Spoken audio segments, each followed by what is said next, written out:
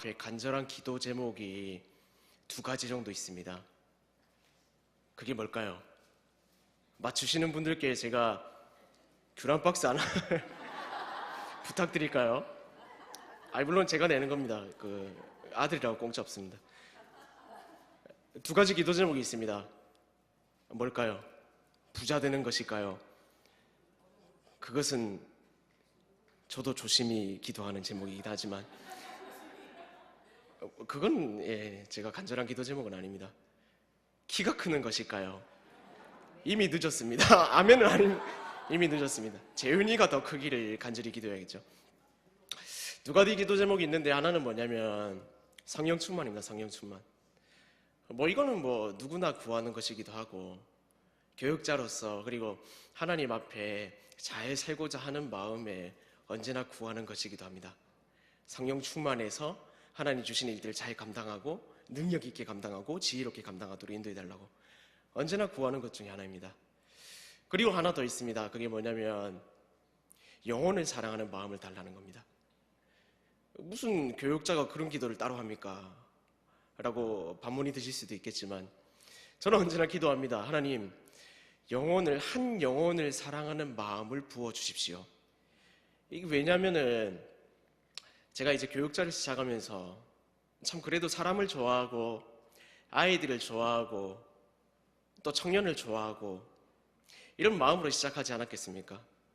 그래서 이들을 섬기고 이들을 가르치고 교훈하고 조언하고 이런 일들은 능히 할 수 있다고 제 안에 확신이나 그런 능력 또한 있었습니다. 근데 영혼을 사랑하는 마음이 없으니까 딱 거기까지였습니다. 가르치지만 그 영혼을 향한 안타까운 마음이 없었고 그날 이제 출석하지 않으면은 그냥 안 왔구나 여기서 그치고 또 그 영혼에 대한 커지지 않는 것에 대한 고민이나 깊은 기도의 제목들이 나오지 않았고 이제 거기서 오는 한 가지 이제 간절한 것은 뭐였냐면은 주위에 같이 사역하는 전도사님들이나 다른 분들 보면은 그 영혼에 대해서 품는 마음이나 열정들 이게 있더라고요. 그래서 저도 이제 그런 분들을 볼 때마다 하나님 참 영혼을 사랑하는 마음을 내게 주십시오. 영혼을 사랑하는 마음이 도대체 뭡니까? 잘 알 수가 없었습니다. 영혼을 사랑하는 마음이 뭘까? 그냥 좋아하는 마음을 뛰어넘어서 영혼을 품는다는 게 뭘까? 항상 그런 고민을 가지고 기도했는데 이제 점점 이제 하나님이 그런 마음들을 깨닫게 하시더라고요.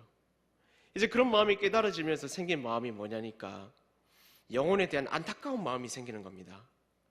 주일에 안 나왔을 때 걱정하는 마음이 생기기도 하고 또 1년 넘게 영혼을 지켜보지만 자라지 않는 영혼들의 그 모습들을 보면서 안타까운 마음이 생기기도 하고 어떻게 하면 이 영혼이 바로 설 수 있을까 고민하는 가운데 여러 가지 방법들을 구상하기도 하고 그러면서 하나하나 이제 깨달았던 게 이게 영혼을 사랑하는 마음인가? 이게 영혼을 사랑하는 마음이구나. 하나씩 깨달아가지만 아직도 이 부족한 마음들은 있습니다. 근데 저뿐만 아니라 목자뿐만 아니라 전도회 회장뿐만 아니라 우리는 영혼을 사랑하고 그 영혼을 품는 마음을 가져야 됩니다. 왜냐하면 이것이 우리에게 주신 최고의 사명, 지상명령에 포함되는 하나님 마음이기 때문에 그렇습니다. 하나님 분명히 말씀하셨죠. 마태복음 28장과 사도행전 1장의 말씀들을 통하여 말씀하신 게 내 아버지와 아들과 성령의 이름으로 뭐를 주라고요? 세례를 주고 그리고 분부한 모든 것을 가르쳐 지키게 하라. 이런 지상명령에 관한 것들을 주셨는데 잘 생각해 보면은 가르치고 지키게 하고 세례를 주고 이런 것들은 영혼을 사랑하지 않으면 불가능한 일입니다. 왜 내가 그를 가르쳐야 됩니까? 왜 내가 그를 가르쳐 지키게 해야 됩니까? 그게 보통 쉬운 일입니까? 영혼을 사랑하지 않으면은 다른 영혼이 나와 무슨 상관이 있기에 그를 가르치고 지켜야 됩니까? 이런 반문함이나 의문함에 대한 적당한 답을 줄 수가 없거든요. 그러니까 우리는 영혼을 사랑하는 마음을 꼭 가져야 되고 그 영혼을 품는 마음이 있어야지만 하나님의 지상명령을 성취할 수 있다라는 결론에 도달하게 되는 겁니다. 오늘 본문을 통해서 드러날 한 인물을 소개할까 합니다. 이 인물은 뜻하지 않게 영혼을 품게 된 인물입니다. 의도하지 않게 생명을 품은 인물입니다. 그 인물이 이름이 무엇입니까? 마리아입니다. 마리아. 오늘 마리아 아니죠? 예, 예. 마리아 썼으면 딱일 텐데. 마리아입니다. 마리아. 마리아 인생을 우리가 좀 살펴보자면은 굉장히 그 예수님을 잉태하기 전에는 지극히 평범한 인생이었습니다. 평범한 인생. 조금 특별하다고 얘기할 수 있는 건 뭐냐면은 유다 자손과의 결혼을 앞둔 약혼녀다. 그리고 동정녀다. 누구나 알고 있는 스토리이자 그런 내용 아니겠습니까? 이제 조금 더 깊이 있게 살펴보자면 유다 그리고 결혼을 앞둔 처녀는 보통 이제 12살에 약혼한다고 합니다. 12살에. 야, 이거 우리 조선시대보다 더 빠른 나이 아닙니까? 12살에 약혼을 하고 1년을 약혼을 하는 그 시점을 남겨뒀다가 그 후에 결혼을 한다고 합니다. 그리고 우리 마리아가 등장하는 나사렛은 예루살렘으로부터 굉장히 멀리 떨어진 산골 지방이었습니다.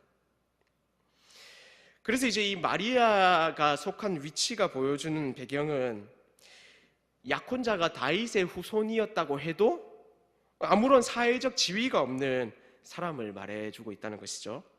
마리아, 그의 이름 또한 굉장히 흔한 이름이었다고 합니다. 1세기 팔레스타인 지방에 이제 관련된 문서들을 찾아보면은 두 가지 이름이 굉장히 철수와 영희처럼 흔했다고 합니다.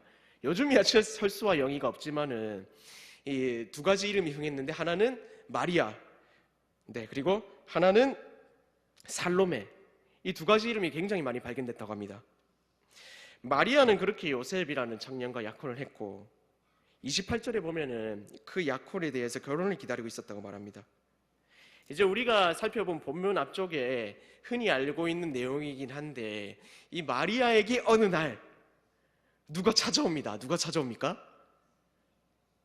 천사 이름이 무엇입니까? 가브리엘이라고 하는 천사가 찾아옵니다. 그러고 나서 말합니다. 뭐라고 말하죠? 너에게 아이가 있을 것이다 말하기 전에 맨 처음 말하는 게 있습니다. 뭐라고 말할까요? 평안하라 라고 말하는 평안하라. 왜 평안하라 라고 말했을까요? 이 천사라는 존재는 사실은 그렇게 반가운 존재가 아니거든요. 하나님의 심판의 메시지를 전하거나 굉장히 이제 급할 때 나오거나 하나님의 결정적인 메시지를 전할 때 항상 나오는 그런 존재였습니다. 그러니까 이 거룩함의 속성을 가지고 있는 존재니까 우리 본래적 그 죄성을 품고 있는 사람에게 거룩한 존재가 나타나면 우리는 두려움을 느낄 수밖에 없습니다. 그런 존재가 나타나서 평안하라, 두려워하지 말라 이런 말을 하고 있는 겁니다. 그러면서 이어지는 내용이 뭐냐면 30절과 31절 이렇게 말하죠. 네가 한 아이를 잉태할 것인데 그의 이름을 예수라 하라. 이름까지 정해줍니다. 사실은 마리아는 뭐 그런가 싶다 할 수밖에 없죠. 왜냐면 요셉이란 청년과 결혼을 앞두고 있었고 이제 뭐 결혼하면 잉태하고 뭐 아이가 생기는 건 당연한 일이니까요. 그리고 천사가 이름을 정해주는데 딱히 당황할 것 없는 것은 예수라는 이름, 이 이름도 이제 구약에 살펴보면 여호수아, 예수아 굉장히 흔한 이름 중에 하나였습니다. 너희를 구원할 자다라는 뜻을 가진. 그래서 이제 아무것도 모르는 마리아는 어쨌든 믿음에 대답을 하죠. 그 믿음대로 그렇게 될 것입니다. 그런 상황에서 이제 천사가 홀연히 나타나고 마리아 만나게 됩니다. 마리아에게 근데 이게 큰일이 되어버리고 말았습니다. 왜냐하면 곧 마리아에게 아이가 생겼기 때문입니다.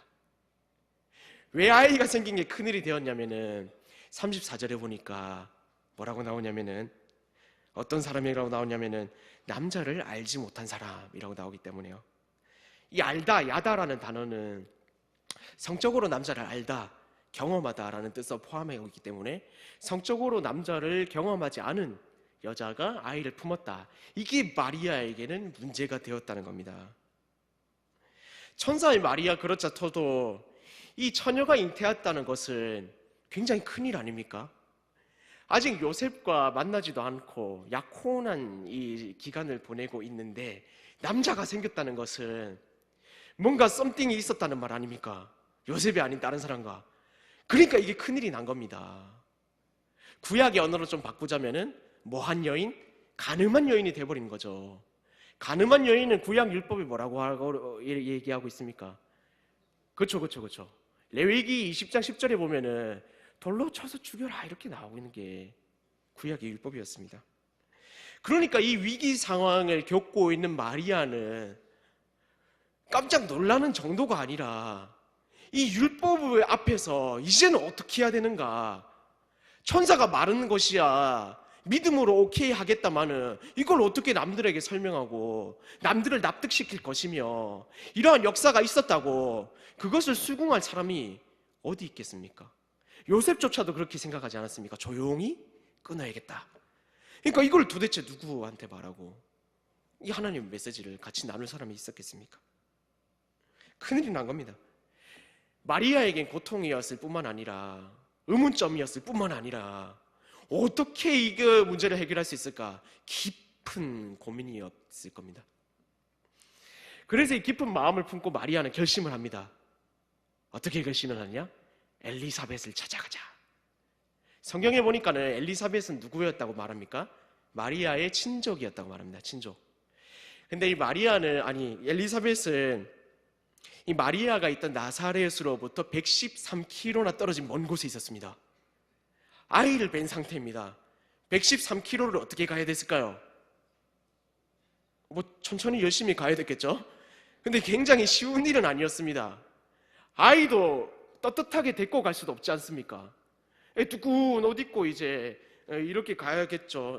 이렇게 그냥 이것은 아이가 아니라 제가 품은 지방입니다. 이러면서 조심히 가야 되지 않았겠습니까? 113km나 떨어져 있었으니까. 왜냐하면 엘리사벳은 우리가 앞서 제가 설교할 때 누가복음 계속하고 있는데 앞에서 보면 사갈의 아내였고 제사장의 아내였기 때문에 그리고 신족이었기 때문에 이 일들이 이해할 수 있지 않을까. 그리고 천사가 말했거든요. 엘리사벳도 아이를 가질 수가 없는데 아이를 뵀다. 그러니까 이 모든 상황을 이해할 수 있을 법한 사람이 엘리사벳이라고 생각했기 때문에 엘리사벳을 찾아갔습니다. 엘리사벳은 요한을 품고 있었습니다. 그리고 나서 마리아가 엘리사벳을 찾아가니까 놀라운 일이 벌어지기가 시작했습니다. 무슨 일이 벌어졌습니까? 41절 있는데 우리가 41절 한번 읽어볼까요? 41절 함께 읽겠습니다. 누가복음 1장 41절입니다. 시작. 엘리사벳이 마리아가 문안함을 들으매 아이가 복중에서 뛰노는지라 엘리사벳이 성령의 충만함을 받아 41절도 읽겠습니다. 큰 소리로 불러 이르되 여자 중에 내가 복이 있으며 내 태중의 아이도 복이 있도다. 이런 놀라운 일이 막 벌어지는 겁니다. 태에서 아이가 이 감당을 못하는 겁니다. 막 발길질하고. 엘리사벳이 얼마나 아팠을까요? 네, 그렇죠. 우리 어머님들은 다 이해하실 겁니다. 저도 사실 이해 못하는데 와이프가 이제 재윤이가 발길질을 많이 해서 아파하더라고요. 엘리사벳은 이 복중의 성령의 충만함을 통해서 본인도 성령의 충만함을 받아서 고백하는 거죠. 내 태중의 아이가 복이 있도다. 그리고 굉장한 중요한 한마디가 방금 읽은 45절에 나오는데 45절도 저희 같이 함께 읽겠습니다. 45절입니다. 주께서 시작. 주께서 하신 말씀이 반드시 이루어지리라고 믿은 그 여자에게 복이 있도다. 이 말씀은 뭐냐면은 하나님께서 하신 하나님의 예언의 말씀의 성취가 마리아 너로부터 이제 완전히 성취된 것이다 라는 정확한 믿음을 통한 고백을 마리아에게 한 것입니다. 그러니까 마리아에게 구약의 예언이 있고 마리아에게 찾아온 천사 그리고 아이가 태중에 잉태된 것, 이게 한 번에 깨어지는 메시지를 마리아에게 던진 것이라는 것이죠. 그 순간 마리아는 모든 걸 깨달았습니다. 구약의 하나님이 하신 메시아에 대한 예언, 천사가 나에게 나타난 것, 지금 내가 아이를 뵌 것, 이것은 실수로 된 것이나 뭔가 큰일 날 일이 아니라 하나님의 이스라엘로 하여금 메시아를 보내서 이스라엘 나라를 완성시킬, 그 구원의 역사를 완성시킬 하나님의 성취이다. 이런 사실들을 우리도 믿습니다. 하나님께서 하신 일이다. 이 마리아가 예수님을 잉태한 사건, 이건 인간이 이제 해석하기에는, 그리고 과학적으로 보기에도 이게 도저히 불가능하고 납득이 가지 않는 일입니다. 하지만 우리는 압니다. 그리고 믿습니다. 이건 하나님이 하신 일이다. 구속사의 관점에서 마리아가 잉태한 것에 대한 이유, 여기서 명백합니다. 첫 번째는 하나님의 전능하심을 강조하기 위함이었습니다. 처녀의 몸에서 아이를 잉태한다는 것, 요즘에야 이제 과학적으로 가능한 일일지는 모르겠으나 이건 불가능한 일이었죠, 당시에 있어서는. 그리고 이것을 통해서 하나님은 전능하시다, 죄인인 인간조차 구원하는 것, 이거는 사람으로 할 수 없는 불가능한 일임에도 불구하고 전능하신 하나님은 가능한 일이시다, 이걸 명백하게 보여주는 사건이기도 했습니다. 두 번째는 이것은 명백한 예언의 성취였습니다. 구약의 메시아에 관한 300개에 넘는 예언들이 있었습니다. 그것이 완전히 성취되고 이루어질 것이다 라는 하나님 메시지의 성취였습니다. 우리가 알고 있는 성경은 말합니다. 보라, 처녀가 잉태하여 아들을 낳을 것이요 그 이름을 임마누엘이라 하리라. 예수님께서 오셔가지고 우리 가운데 함께 거하실 것이다 라는 예언의 성취였습니다. 그리고 세 번째, 이것은 낮은 자를 통해서 종의 모습으로 오셔서 왕의 모습을 완성하실 그리스도의 모습을 부각하기 위한 것이었습니다. 그래서 아무 지위도 없는, 아무 사회적 형편도 좋지 않은 마리아를 통해서 오신 그 예수님을 나타내고 있는 방법이라는 것입니다. 이러한 이유들이 성령의 마리아를 지목해서 잉태됐다는 것입니다. 이 귀한 사실을 믿는 우리는 정말 감탄할 수밖에 없습니다. 어떻게 이런 오차 하나 없이 역사를 관통하면서 이런 일들을 행하셨는가. 성탄절이 다가옵니다. 성탄절에 참 우리는 이 귀한 의미를 담고 있는 하나님의 역사에 대해서 가볍게 생각하고 그냥 쉬는 날이다 하고 넘어갈 때가 참 많이 있습니다. 하긴 요즘에 그 예수님의 탄생을 기뻐하는 새벽송도 하지도 못하고 하면은 민원 들어오죠. 그렇다 쳐도 교회에 밤새도록 남아가지고 교제하는 시간도 없고, 그죠? 위험한 시기니까 밤에 남아있으면 위험하잖아요 또. 그런 것들을 이제 권유하는 시기도 아닙니다. 그러면서 뭔가 이제 성탄들의 의미가 굉장히 축소되는 것, 저도 이제 보면서 좀 마음에 안타까움이 있습니다. 오히려 명동에 나가야지 크리스마스에 막 신나는 분위기를 느낄 수 있고, 교회에 오면은 크리스마스의 기분을 막 만끽할 수 없는, 어떻게 하면 크리스마스의 그 성탄절의 귀한 의미를 만끽할 수 있을까? 참 고민이 되는 가운데 말씀을 준비하면서 먼저는 하나님 아버지의 하나 오차 없는 역사를 관통하는, 우리를 오직 위해서 그리스도를 이 땅에 보내게 하신 그 하나님의 사랑을 깊이 있게 깨닫고 또 성탄절에 그 사랑을 누리고 나누는 저와 여러분들 될 수 있기를 주님의 이름으로 축복합니다. 이런 의미가 있는데, 사실은 잉태됐다는 게 한 발 더 앞서 나가가지고 이 마리아를 보면서 한번 생각해 봤습니다. 모두 함께 가주면 좋겠다는 마음이 들기는 한데요, 내가 과연 마리아라면 어떤 마음을 가졌을까? 여러분이 만약 마리아라면 어떤 마음을 가졌을 것 같습니까? 여러분들이 뜻하지 않은 영혼을 품었습니다. 그리고 뜻하지 않은 생명을 품게 되었습니다. 단지 그냥 생명에 의해 그냥 국한되지 말고 그 의미를 영혼에 조금 더 확대돼서 의미하자면은, 우리 또한 하나님께서 영혼을 품는 자로 세우셨다는 건데, 이 뜻하지도 않는 영혼을 품는다는 것, 이게 쉬운 일인가 하는 거죠. 마리아는 뜻하지도 않게 그의 생명을 마음에 품고 영혼을 마음에 품었습니다.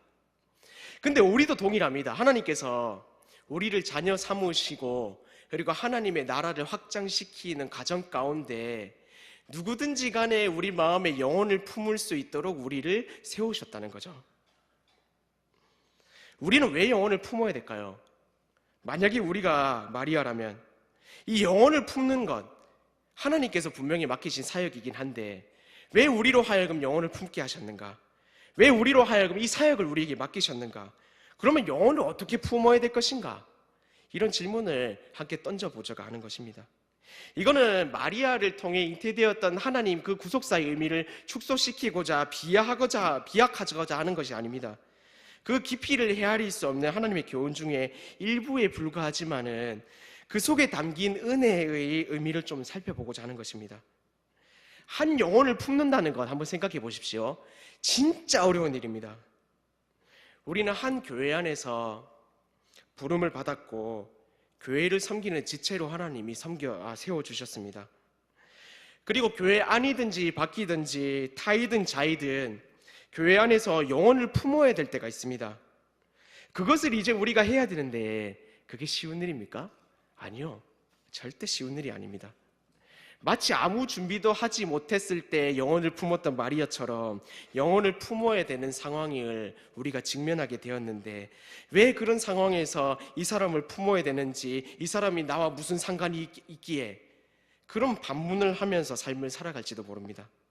근데 우리는 이와 같은 상황에서 성경을 통해서 언제나 묻고 답할 준비가 되어 있어야 한다는 것입니다. 왜 영혼을 품어야 되는 것인가? 그 이유는 성경을 통해서 분명히 말하고 있습니다. 왜 우리가 영혼을 품어야 되는 것인가? 첫째는 뭐냐면은 우리를 따로 하나님께서 택하여 세우셨기 때문입니다. 마리아를 택하여 영혼을 품는 일들을 감당하게 하셨습니다. 동일하게 우리도 하나님께서 따로 택해서 영혼을 품는 사역들을 맡기셨다는 겁니다. 성경을 통해서 언제나 말합니다. 너희는 택하신 족속이요 왕같은 제사장이요 거룩한 주의 백성이다. 너희는 빛과 소금이다. 형제들아 우리가 서로 사랑하자. 이것이 하나님을 드러내는 방법이다. 요한일서를 통해서 무수히 많은 성경들을 우리가 따로 하나님을 통해서 세워졌다고 말합니다. 빛과 소금을 나타내는 자로, 영혼을 품는 자로. 사실 영혼을 품는 자로 세워졌다는 것이 영혼을 품어야 되는 당위적 이유이기도 합니다. 그리고 한 가지 이유를 더 살펴보자면 두 번째 이유가 있는데 이게 뭐냐면은 하나님의 마음을 우리에게 그대로 알려주시기 위한 한 가지의 방법이기 때문이라는 겁니다. 하나님의 마음을 안다는 것은 정말 귀한 일입니다. 그렇지 않습니까? 그리고 우리의 신앙이 깊어져 갈수록 그의 깊은 사랑을 더 체험하고 알게 되는데 특별히 하나님께서 어떤 방법을 쓰시냐면은 다른 영혼들을 품는 방법을 통해서 하나님의 마음이 어떤지 깨닫는 방법을 쓰시기도 하고 그것들을 통해서 우리가 하나님의 마음을 알게 되기도 합니다. 감격하기도 하고 굉장히 슬픈 마음을 느끼기도 하고 안타까움을 마음을 느끼기도 합니다. 그리고 우리는 언제나 하나님의 사랑의 마음을 품고 싶기를 원하죠. 그래서 찬양으로 종종 이렇게 고백하기도 합니다. 나의 마음이 아버지의 마음하라. 내 모든 뜻 아버지의 뜻이 될 수 있기를. 나의 온몸이 아버지의 마음하라. 내 모든 삶 당신의 삶 되기를. 하나님의 마음을 아는 것 우리가 원하는 것이기도 합니다. 근데 하나님의 마음을 아는 것은 굉장히 고통스러운 일이기도 합니다. 왜냐하면 한 영혼을 사랑한다는 것은 한 영혼이 가지고 있는 허물조차도 용납하고 그의 죄를 용서하면서 그의 모든 잘못을 짊어질 수 있다는 말이기 때문입니다. 얼마나 무거운 겁니까 그게? 그래서 하나님의 사랑을 먼저 깨달은 자는 우리는 고통이면서도 무시할 수 없는 감정이 바로 뭐냐? 영혼을 사랑하는 그 하나님의 마음이라는 거죠. 참 그렇지만은 우리가 이 마음을 알면서도 품기 힘든 사람들이 있습니다. 교회 안에서도 있고 교회 밖에서도 있고 겸상하기 싫은 사람들, 얼굴 보기 싫은 사람들. 그러면서 이제 혀를 끌끌 찰 때도 있죠. 아유, 저 사람은 언제 변하려나? 저 사람은 언제 변하나? 참, 저 사람 언젠간 변하겠지 하면서 참 지칠 때쯤에 가지게 되는 마음이 뭐냐고 하니까 그냥 관심을 끄자. 언젠간 변하겠지. 그러나 그 영혼이 정말로 변화되기를 원한다면은 어떻게 해야 되냐면은 그 영혼을 품어야 됩니다.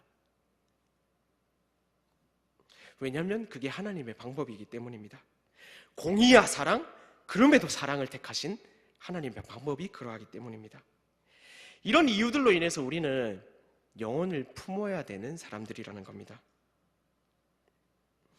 우리는 영혼을 품어야 되는 하나님께서 택하신 주님의 자녀들입니다.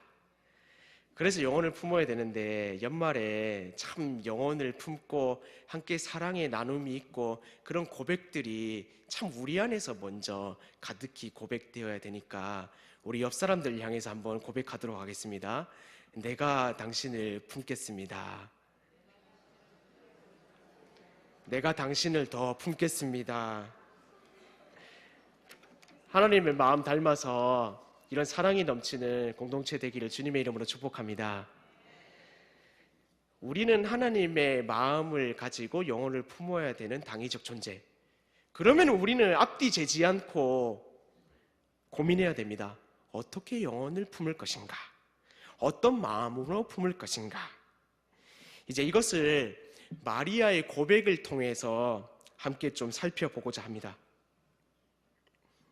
우리가 영혼을 품는 방법이 여러 가지 있겠지만은 오늘 마리아의 고백을 통해서 나누고자 하는 것은 세 가지인데 첫 번째는 바로 이것입니다.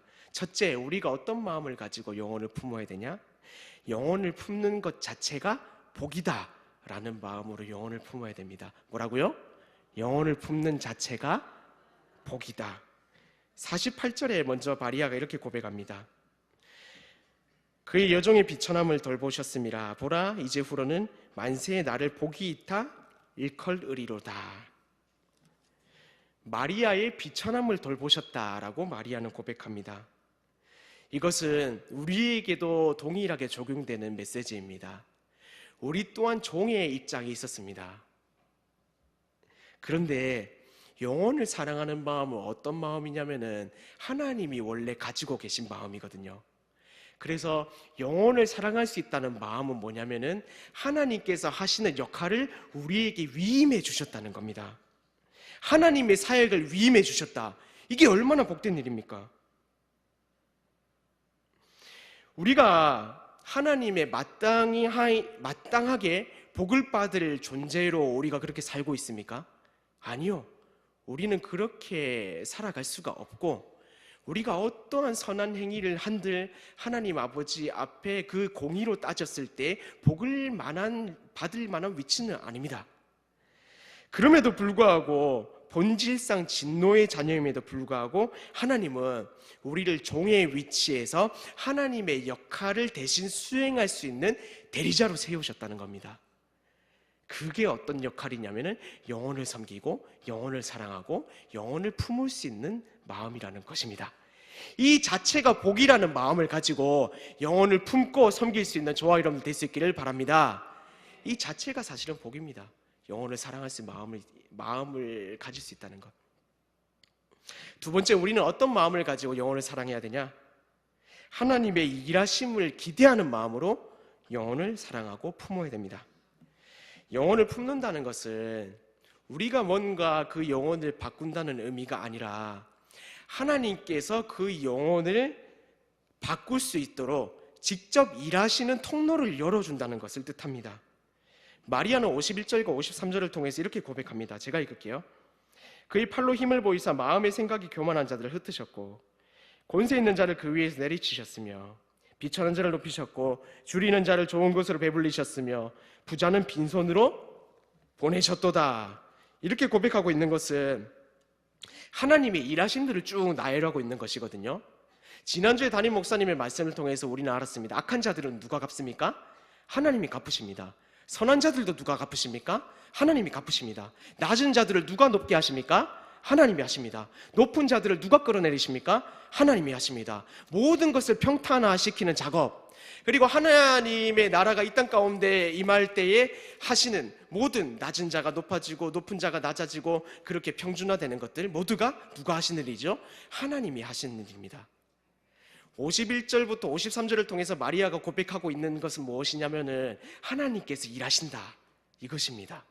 우리가 영혼을 품고 그 영혼을 사랑하기 시작하고 그 영혼의 마음에 두고 그를 위해서 기도할 때 우리가 그 영혼을 변화시키는 것이 아니라 하나님께서 그 영혼을 변화시킨다는 것입니다. 하나님은 이렇게 일하신다는 것입니다. 어떻게 할 때? 우리가 그 영혼을 품고 기도할 때, 그리고 그 영혼을 사랑할 때. 왜 그렇게 하시냐?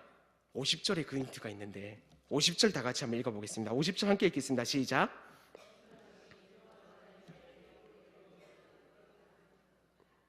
긍휼하심, 이것이 바로 정답입니다. 긍휼하심. 하나님은 일하시는데 뭔가 공의를 가지고 심판하고 또 심판하고 죽이고 벌 주고 이런 하나님이 아니십니다. 긍휼하심, 이 속성을 토대로 그 영혼을 어떻게 변화시킬까? 내 일들을 어떻게 이루어 나갈까? 분명히 일하시는 분이시기 때문입니다. 그래서 마리아의 이 고백은 하나님이 영혼을 긍휼히 여기시든 나도 이제 이 영혼을 품겠습니다. 일하고 계실 하나님, 일하실 하나님을 내가 믿습니다. 라는 고백과 동일하다는 것입니다. 여러분, 영혼을 먼저 품고 사랑하는, 그리고 그를 위해서 기도하는, 끝까지 그를 품는 저와 여러분들 될 수 있기를 주님의 이름으로 축원합니다. 그때 하나님께서 그 일들을 기뻐하시고 일하실 것이기 때문입니다. 세 번째, 우리가 왜 영혼을 사랑하고 어떻게 영혼을 사랑해야 되냐? 이것은 나에게 맡겨주신 하나님의 사명이다 라는 마음으로 영혼을 품어야 된다는 것입니다. 54절과 55절에 이렇게 말합니다. 그 종 이스라엘을 도우사 긍휼히 여기시고 기억하시되 우리 조상에게 말씀하신 것과 같이 아브라함과 그 자손에게 영원히 하시리로다. 마리아는 고백합니다. 이 영혼을 품는다는 것은 그냥 내가 하고 있는 일이 아니라 하나님께서 이스라엘에게 주신 사명입니다 라고요. 그리스도의 잉태와 탄생은 이스라엘에게 보이신 하나님의 사명이자 미션이셨습니다. 우리는 여러 사람들과 부대끼며 살아갑니다. 여러 사람들과 부대끼며 교회 생활을 하고 밖에서도 생활을 합니다. 그러나 그것은 내가 처한 환경에서 불행하게도 나쁜 말로 재수가 없어서 만난 사람이 아닙니다. 품고 사랑해야 되는, 그래서 결국에 하나님의 나라가 이 땅 가운데 이루어지는 것을 이루어가는, 그것을 위해서 하나님께서 주신 영적 사명이고 그 의미 안에서 만나게 된 영혼이고 그 의미 안에서 사랑하고 품어야 되는 영혼이라는 것입니다. 주위의 사람들 어떻게든 하나님 안에서 알아서 자라가겠지 라는 마음이 아니라 여러분들이 먼저 품어주시고 여러분들이 먼저 기도해 주시고 여러분들이 먼저 사랑해 주실 때 하나님 안에서 자라나갈 수가 있고 하나님 안에서 변화될 수가 있고 하나님을 믿는 믿음으로 하나님께 나올 수 있다는 사실을 믿고 그렇게 행할 수 있기를 바랍니다. 이게 하나님께서 우리에게 주신 사명입니다. 어떻게 영혼을 사랑해야 되겠습니까? 첫 번째로 아까 말씀했듯이 이것이 우리의 복이라고 생각하고 그리고 이 영혼을 품고 기도할 때 하나님께서 직접 일하실 거라는 믿음 가운데 그를 사랑하며 이것이 나에게 주신 하나님의 영적인 사명이다 라는 마음으로 품어야 된다는 것입니다. 결국 영혼을 품는다는 것은 하나님이 우리에게 주신, 나에게 주신 특권입니다. 우리가 잘 아는 그 인물 중에 톨스토이라는 인물이 있습니다. 러시아의 대문호죠. 대문호가 되기 전에도 이 귀족을 물려받아가지고 굉장히 잘 살고 세상에 부러울 것 없이 사는 사람이었다고 합니다. 그가 이제 20대, 30대, 40대를 거치면서 대문호가 되어가지고 세상에 뭐 부러울 것 없이 누리면서 삶을 살았음에도 불구하고 그는 굉장히 불행한 인생을 살았다고 합니다. 왜냐하면 그의 소설 속에서 볼 수 있듯이 그는 항상 삶과 죽음에 대해서 고민을 했거든요. 그러면서 이제 50이 넘는 나이에 하나님의 사랑을 알고 회심을 경험했습니다. 그 이후로 하나님 그 사랑에 관한 여러 가지 작품들을 만들어내면서 굉장히 그 명언들을 많이 만들어냈는데 그의 명언 중에 하나가 이렇습니다. 사랑은 사람을 행복하게 한다. 왜냐하면 사랑은 인간과 신을 맺어주기 때문이다. 우리가 서로 사랑해야 되는 이유는 하나님께서 우리를 먼저 사랑하게 하셨을 뿐만 아니라 하나님의 사랑을 보여줄 수 있고 전달해 줄 수 있는 영적 통로이기 때문입니다. 우리가 어떻게 이 연말에 그리고 하나님의 주신 사랑을 나타낼 수가 있겠습니까? 지체들을 사랑하십시오. 그리고 그를 마음에 품으십시오. 영혼을 품는다는 것은 참 어려운 일입니다. 하지만 하나님께서 그의 사랑을 보여주신 이상 우리는 끝까지 그 영혼을 품어야 됩니다. 하나님의 사랑을 기억하시고 그를 믿는다면 이제는 영혼을 사랑하시고 영혼을 품는 수태자가 되십시오. 이것은 교역자에게만 주신 하나님의 명령이 아니고 목자에게만 주신 하나님의 명령이 아닙니다. 하나님의 사랑을 입은 모든 자에게 주시는 하나님의 사명입니다. 영혼의 수태자가 되어서 하나님의 사랑을 풍성히 누리고 나누는 저와 여러분들 될 수 있기를 주님의 이름으로 축복합니다. 그래서 연말을 맞이한 이때 하나님의 사랑을 풍성하게 고백하고 서로 나누고 그렇게 해서 사랑의 공동체인 것을 우리 스스로 드러내는 저와 여러분들 될 수 있기를 주님의 이름으로 축복합니다.